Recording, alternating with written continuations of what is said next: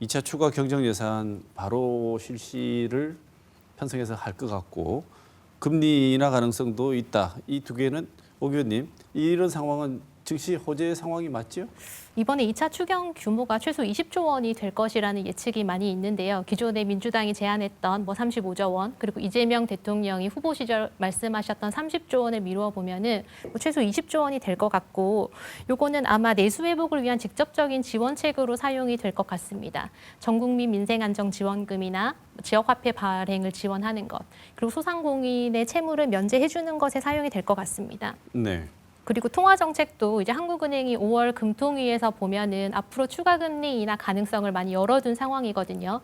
그래서 연내 1, 2회 정도 추가 금리 인하가 가능하다라고 보여지면은 지금처럼 내수가 부진한 상황에서 확정 재정 정책과 통화 정책은 취임 초기에 이제 성장 모멘텀과 맞물리면서 증시에 단기적으로는 긍정적인 영향을 줄 수 있을 것으로 평가하고 있습니다. 네. 긍정적으로 작용하는 요인들이 좀 많은 것 같은데 눈을 해외로 돌리면 글로벌 여건이 별로 좋아 보이지는 않습니다. 특히나 미중 무역 갈등, 트럼프 정부의 예측할 수 없는 어떤 정책 기조, 이건 어떻게 작용할 것인지 이번엔 오 의원 먼저 말씀 주실까요?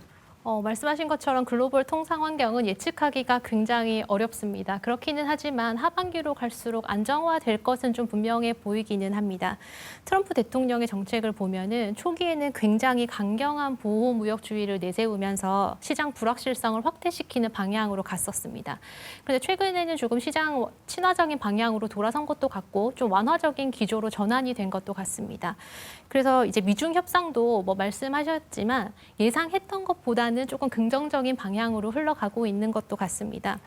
그리고 2026년에는 중간선거를 앞두고 있기 때문에 아마도 정책의 안정성을 더 추구할 가능성이 높다고 보여집니다. 네. 최소 20% 내지는 30%에 가까운 관세를 보편적으로 부과를 하겠다, 이런 이제 정책들을 발표를 했고, 중국에 대해서는 최대 60%, 70% 이런 이 정도의 높은 수준의 관세를 부과를 하겠다, 이러면서 이제 글로벌 교역이 완전히 빙하기 시대로 접어드는 것이 아니냐 우려가 커졌었죠. 그러면서 이제 우리나라 주가도 사실 많이 조정을 받아왔던 것이 사실이고요.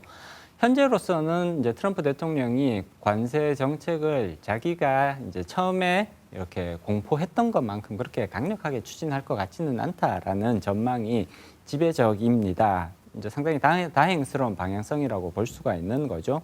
사실 우리가 지금 허니문 랠리를 이어갈 수 있는 것도 사실 관세 정책에 대해서는 조금 이렇게 정상화되고 있다, 안정화되고 있다, 이런 평가가 지배적이기 때문에 그나마 허니문 랠리가 가능했던 건데, 다시 또 트럼프 대통령이 아예 안 되겠다, 관세 다시 강하게 부과하겠다, 이런 식으로 말을 뒤집어 버리면 현재의 주가 흐름이 완전히 찬물을 끼얹는 결과가 발생할 수도 있습니다.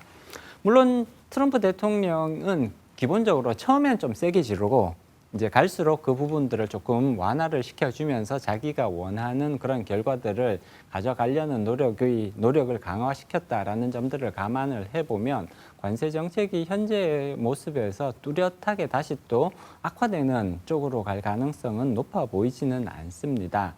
다만 그럼에도 불구하고 우리나라 수출 같은 경우에는 여전히 트럼프 대통령의 여러 가지 경제 정책에 크게 영향을 받을 수밖에 없는 것이고요. 특히나 지금 트럼프 대통령은 우리나라에 대해서 고환율이 아니라, 그러니까 우리나라 달러 환율을 상대적으로 떨어뜨리려는 여러 가지 지금 압박들을 계속해서 가하고 있단 말이에요. 환율 관찰 대상국으로 지정을 했고요.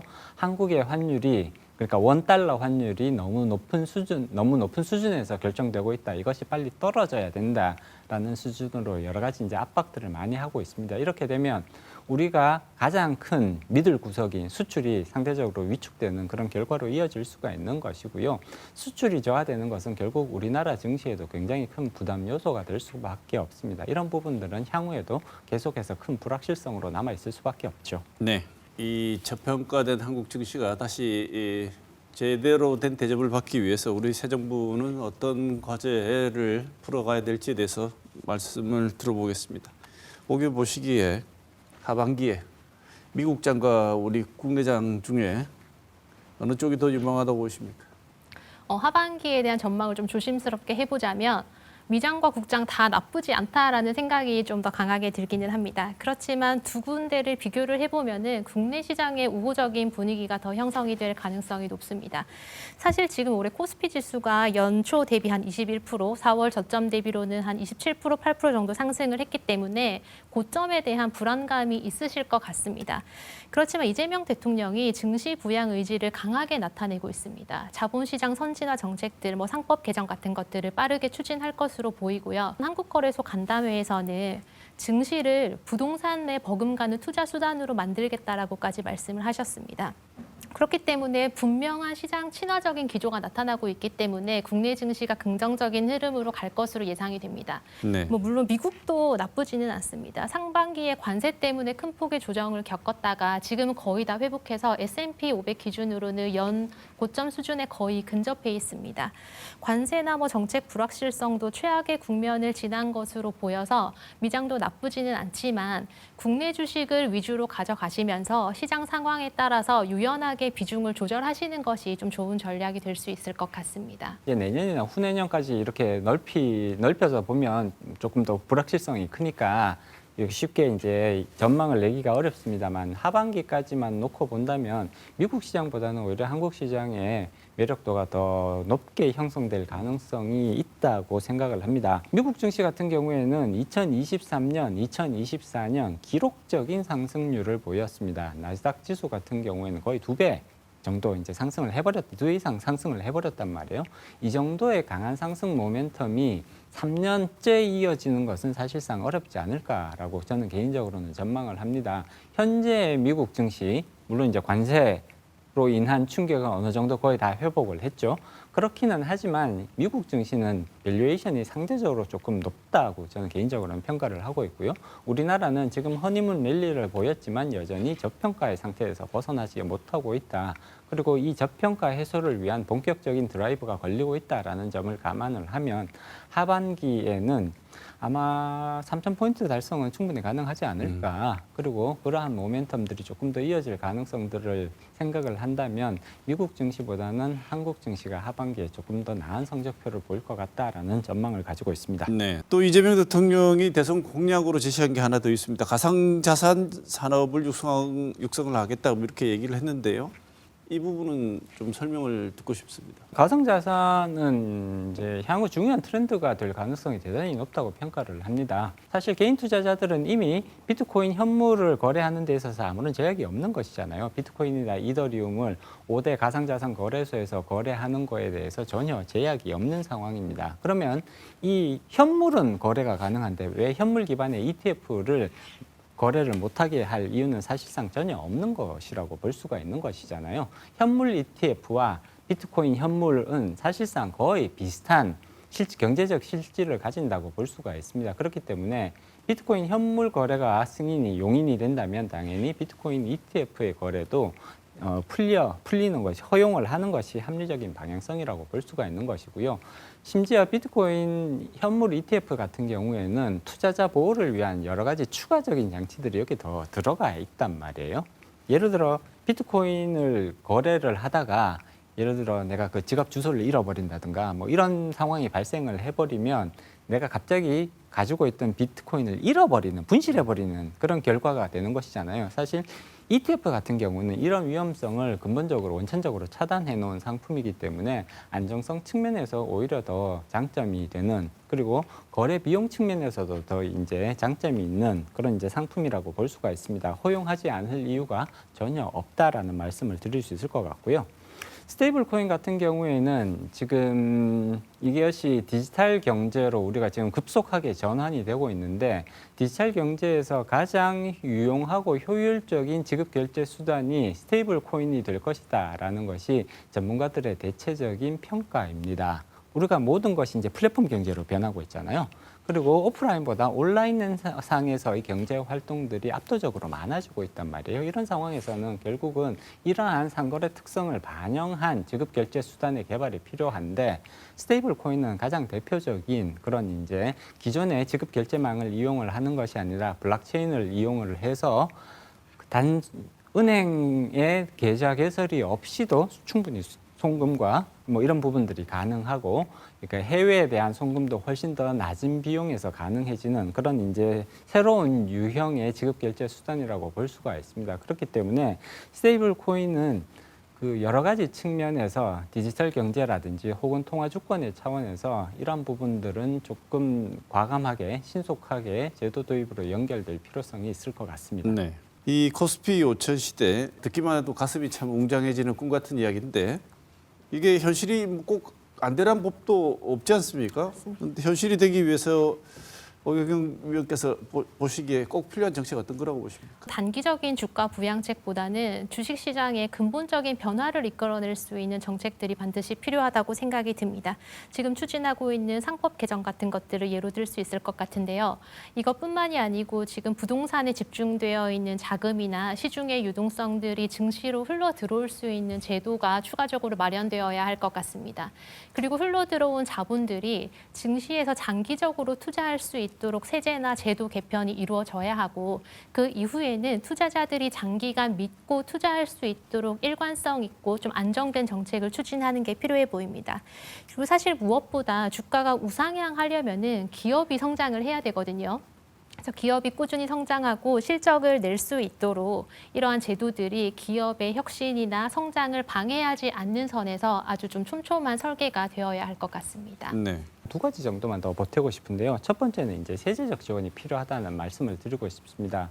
주식 투자에 대한 매력도를 상대적으로 끌어올리기 위해서는 배당금으로 지급받는 부분에 대한 세제적 처리가 지금과는 조금 다른 모습으로 발전해 나갈 필요성이 있을 것 같습니다. 현재는 종합과세 대상 소득이 되는 거잖아요. 그런데 보통 이제 거의 위험 없이 발생하는 이자 수익과 비교해 봤을 때 그 배당 소득은 위험성을 가지고 있는 파산의 위험성을 가지고 있는 기업에 대한 투자로부터 발생하는 수익이라고 볼 수가 있는 것이거든요. 그렇기 때문에 여기에 대해서는 종합과세를 할 것이 아니라 그냥 단순 분리과세 정도에서 마무리를 짓는 것이, 더더군다나 배당 같은 경우에는 배당 소득세는 전형적인 이중과세 그 문제를 가지고 있거든요. 기업이 수익을 벌어들이면 1차로 기업이 소득세를 내죠. 법인세, 소득세를 냅니다. 그리고 소득세를 내고 남은 수익을 가지고 주주들에게 돌려주는 건데, 주주들에게 돌려주면 여기서 또 한 번 배당소득세를 부여를 한단 말이에요.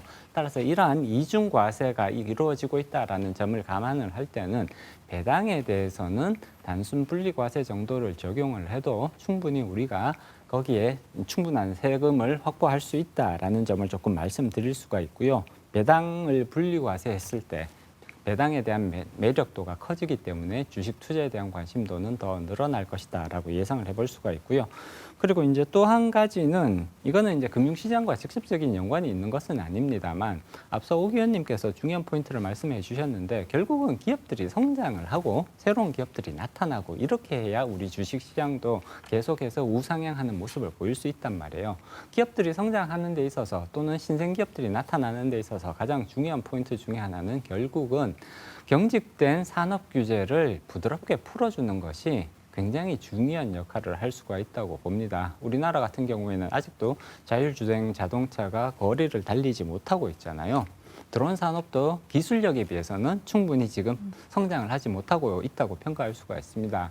산업 규제, 경직되고 새로운 시도들을 이렇게 저해하는 그런 산업 규제를 과감하게 풀어서 새로운 기업들, 그리고 기업들이 새로운 시도를 할 수 있게끔 만들어주는 것은 주식시장 발전에 있어서도 대단히 중요하다고 볼 수 있습니다. 네.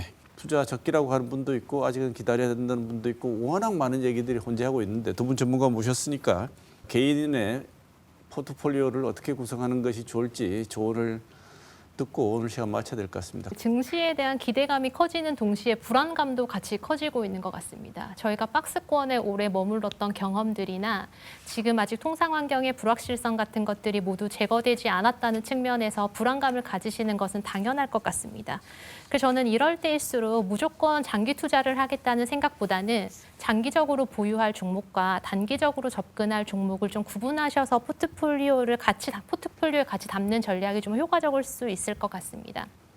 특히 이제 정부의 정책들이 많이 발표가 될 텐데요.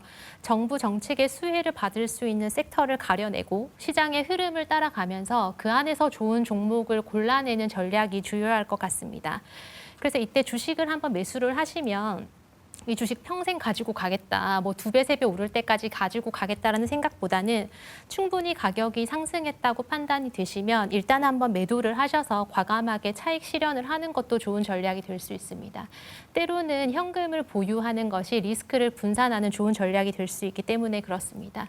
그리고 무엇보다 시장에는 언제나 새로운 기회가 있기 때문에 조급한 마음을 갖지 마시고 포몬을 늘 경계하시고 본인의 투자 원칙과 속도에 맞는 투자를 꾸준히 대응하면서 진행을 하시면 좋을 것 같습니다. 우리나라 주식 투자하시는 분들 살펴보면 대체로 단기 투자하시는 단타를 치시는 분들이 대단히 많습니다. 그렇지만 단타를 치시는 것보다는 오히려 조금 장기적인 관점에서 접근해 주시는 것이 평균적으로는 더 이제 좋은 괜찮은 수익률을 보일 수 있다라는 말씀을 꼭 드리고 싶고요. 주식 투자를 많이 해보셔서 종목 선정에 대해서 나름대로의 그런 이제 안목을 가지신 분들이라면 계속해서 종목 투자를 이어가시는 것도 괜찮은 방법이라고 봅니다.